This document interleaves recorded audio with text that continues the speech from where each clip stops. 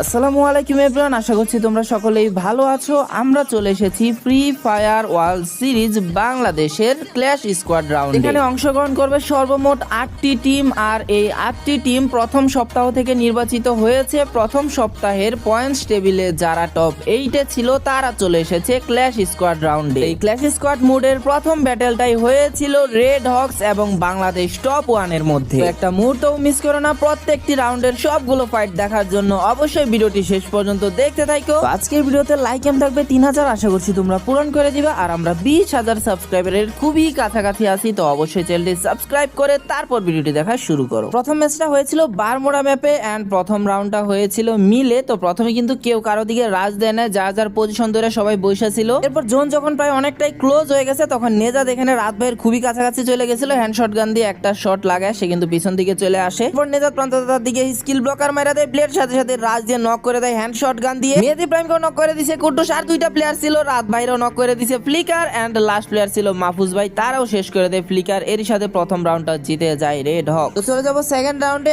আগের রাউন্ডের মতো আমরা আবারও দেখতে পাই কেউ কারো দিয়ে কিন্তু ফুল ভাবে পুশ করছিল না, তবে বাংলাদেশ টপ 1-এর খুবই কাছাকাছি রেড হক্সের প্লেয়াররা চলে আসছিলেন। জোন যখন প্রায় ক্লোজ অবস্থা, আর এসকে প্লেয়াররা রাজ দিয়ে দেয় নেজাদ এবং ফ্লিকারে করে দেয় নক মেহেদি প্রাইম, বাট জোনে সে হয়ে যায় নক। 2v3 সিচুয়েশন, ব্লেড যে উজি দিয়ে নক করে দেয় প্রান্ত দাদাকে, এন্ড রাত ভাই চলে আসছিল, রাত ভাইরা নক করে দিছে। ব্লেড যেন থামছিল না, তার কত এসপি ওইটা দেখার কোনো টাইম নাই। সাথে সাথে মাহফুজ ভাইয়ের দিকে রাশ, এন্ড মাহফুজ ভাইরাও করে দেয় শেষ। এরই সাথে লাগাতার 2 রাউন্ড জিতে যায় রেড হক। নাম্বার রাউন্ড ফ্যাক্টরি রাউন্ডে চলে যাব। এখানে রাত ভাই আর ফ্লিকার কিন্তু একদমই কাছাকাছি ছিল, আর দুইজনে কিন্তু দুইজনের স্পট করছে। জোন যখন টান দেয় রাত ভাই এখানে পজিশন চেঞ্জ করতে যায়, বাট ফ্লিকার তখনও এখানে ছিল, এখানে হেডশট দিয়ে নক করে দেয় রাত ভাইকে। তবে ফ্লিকার এদিকে পুশ করে না, এন্ড আরএসকে এর বাকি প্লেয়াররা ওই দিক দিয়ে আর পুশ করে না, কারণে ইজিলি ওইখানে রাত ভাইকে রিভাইভটা দিয়ে দেয়। জোন মুভ হওয়ার সময় দেখা যায় আরএসকে এর সাইডে জোন ছিল বাংলাদেশ টপ 1-কে সামনে এগোতে হবে। সামনে যখনই আগায় নেজাদ মাইরা দেয় স্কিল ব্লকার, পরপরই আবার নেজাদের গ্রেনেড, আর রাত ভাই ওয়াইটি হয়ে যায় নক। বাংলাদেশ টপ 1-এর 3টা প্লেয়ারই একদম কাছাকাছি পজিশনে ছিল, তাদের দিকে 3জন প্লেয়ার এক সাইড দিয়ে আরএসকে প্লেয়ার রাজ দিয়ে